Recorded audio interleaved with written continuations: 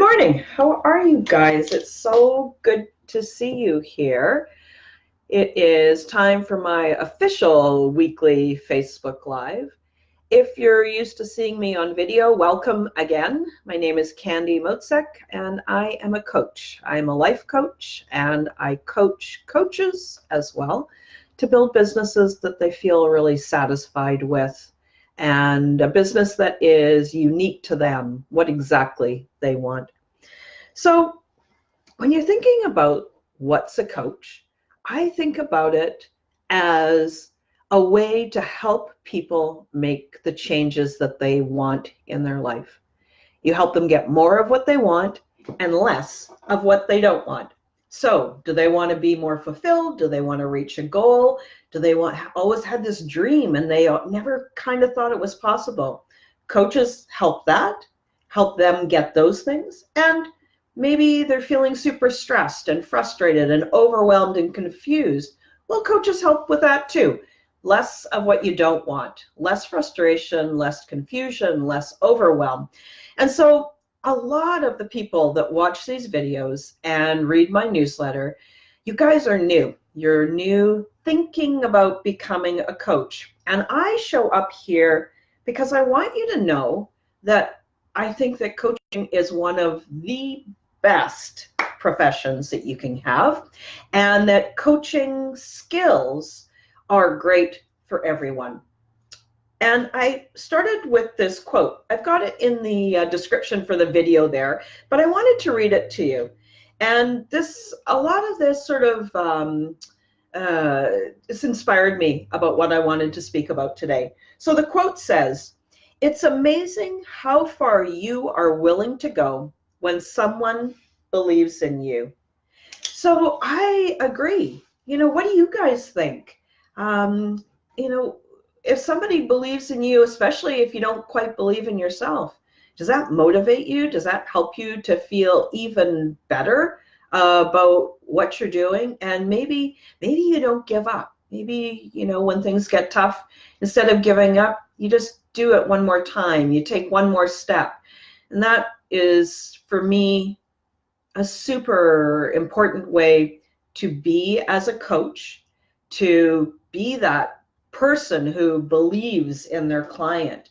Lots of times I tell my clients, listen, I'm the one that sometimes has to hold the faith for you. And as you go along, the client gets more faith and a little bit more faith and a little bit more faith in themselves. And so then the coach doesn't have to hold so much of that faith. But there's times when they're just starting out that the coach gets to walk alongside them and holds that faith for them. And then they can start to take their own self-belief back. They can start to trust themselves and know that they're going to be fine. So let me just have a little peek here. You guys know I have this thing with these glasses that I get so much of a reflection. And if I don't have my glasses, I can't read the comments. Oh, hey, Sabila, it's so nice to see you here. I'm so glad you joined. Thank you. Thank you. So let's dive into more of what it is about this being a coach that is important. And for you to kind of think about, and think about how do I want to use that? And so I often think that you never really know the impact that you're having on other people.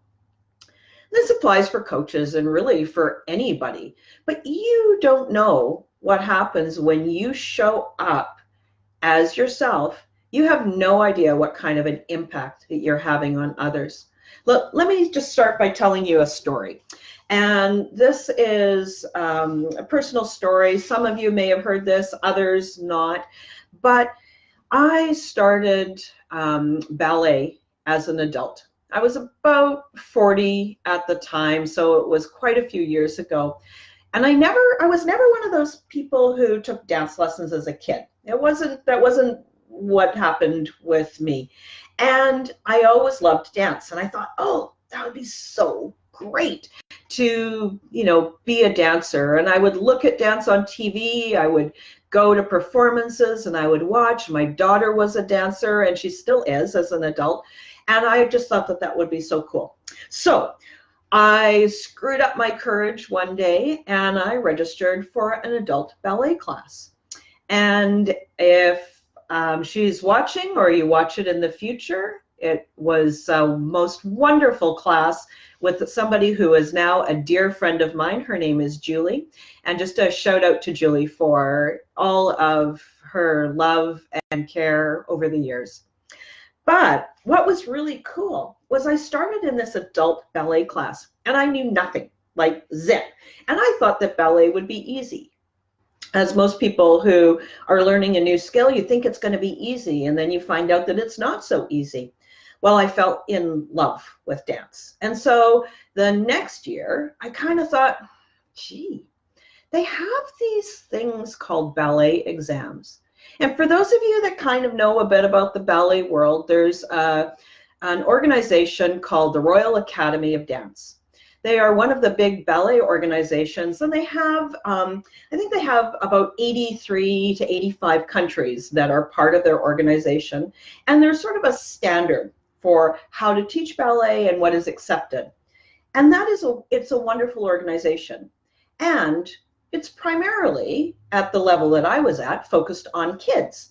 So I had this idea. It would be super cool to go and do a ballet exam. Like, how hard could it be? I was an adult. I was smart. I could figure it out. And my teacher said, sure. Yeah, okay. I'll lead you along the path to do this ballet exam. And so part of this path meant that I had to do some stuff that was uncomfortable. I had to get my ballet leotard and shoes on, and I got to go to class with a group of girls, 12-year-old girls. So imagine me, 40 years old. If you know me in person, you know that I'm super short. I'm not long and willowy with long legs that go for miles. I'm super short. I'm round, and I just wanted to do this. And also, if you know me, you know that I'm a super determined person. If I put my mind to something, it's going to happen. So I screwed up my courage and I went to dance class with these 12-year-old young women. And I will tell you, I was so nervous, so embarrassed, so riddled with self-doubt. And I hope that for the coaches in the audience and for any of you entrepreneurs that are watching, you guys know that feeling. You know that something that you really want to do, but you're really riddled with self-doubt and you don't quite know yet if you can do it. Remember what I said earlier, sometimes somebody gets to hold the faith with you while you're growing into it. So that was the position that I was in. Let's fast forward a number of months. It's a pretty big process to take a Royal Academy ballet exam, but I practiced and I practiced and I did extra classes and I practiced at home, in the dining room, in the kitchen, anywhere that I could practice, I practiced.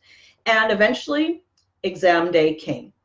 Now, what was kind of fun was because I was 40, most people do these exams. Most of the children doing these exams, they do them in groups. They do them in groups of 4, and they go in level of height.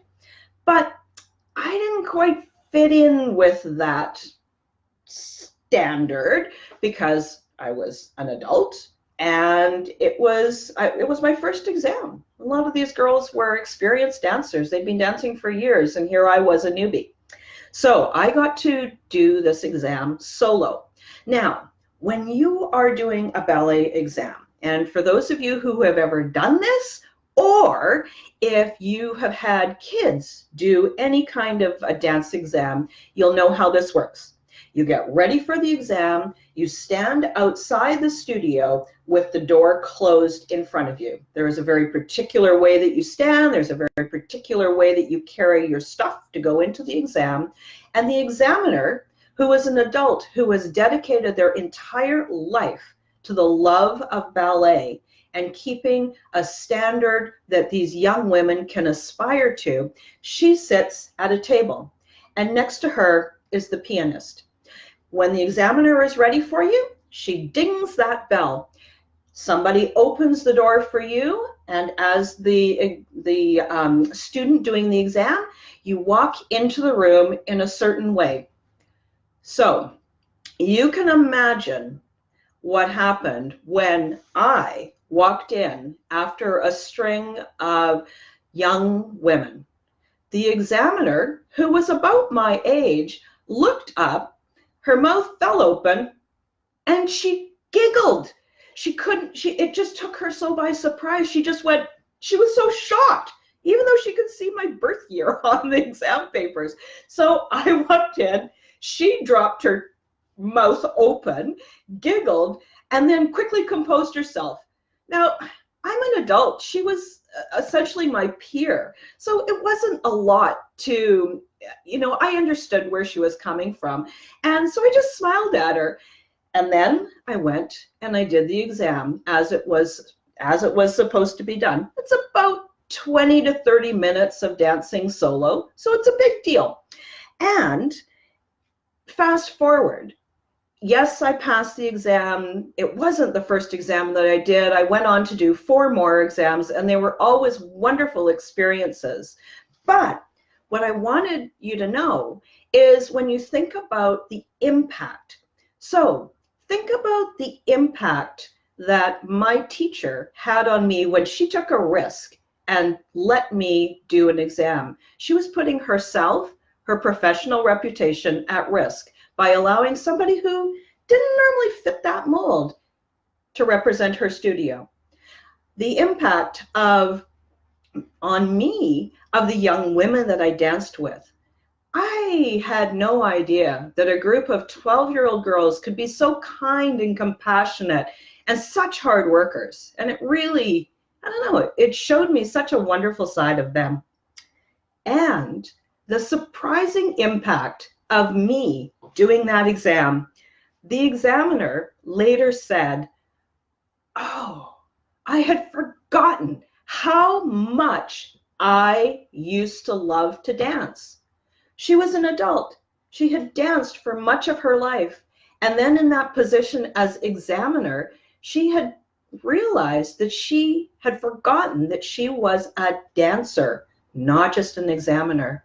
And it inspired her to think about going back and taking classes again, doing something that she loved to do. So the reason that I tell you this story is to let you know that sometimes the things that you do have an impact on people, an impact that you cannot even imagine as you're doing it. So what's incumbent on you is to show up as yourself, to shine, to really own who you are authentically, and then to go about your business. And don't be guessing whether it's the right thing to do or not to do. And don't always look for that exterior pat on the back that what you did was important. You may never know how you showed up. You may never know what kind of an impact you had on somebody.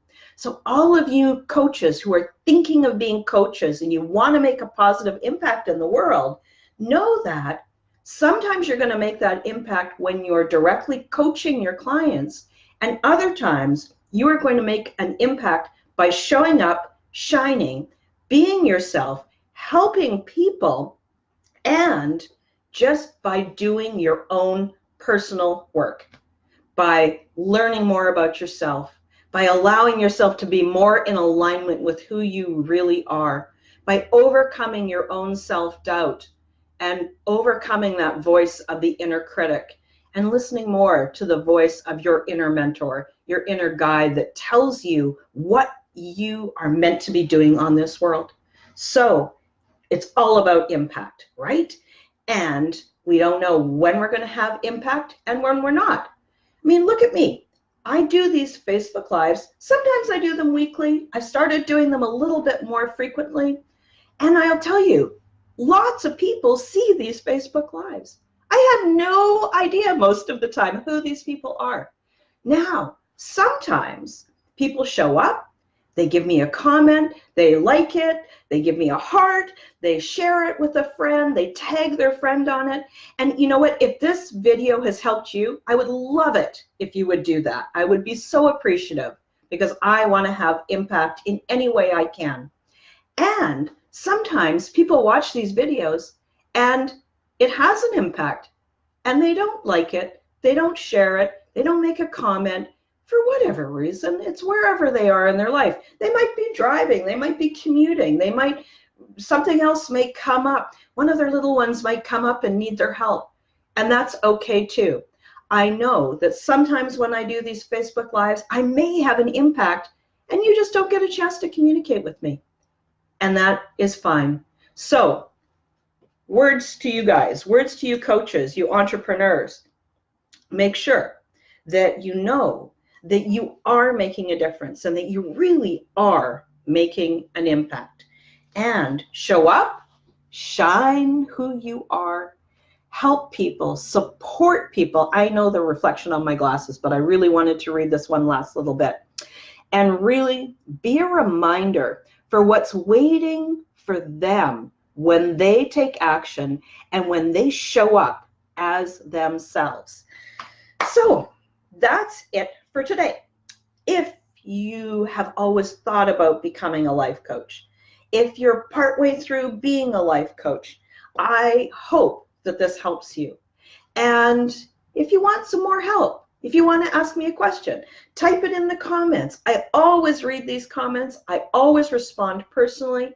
If you're thinking, I need a little bit more attention, a little bit more information, I've got a free download. It's in the description for the video right there. I'd love it if you would download it, read it, and I really hope that everything that I say to you today helps inspire you, helps motivate you to take up your place in this world so you can really make that impact, that positive impact that you want to make.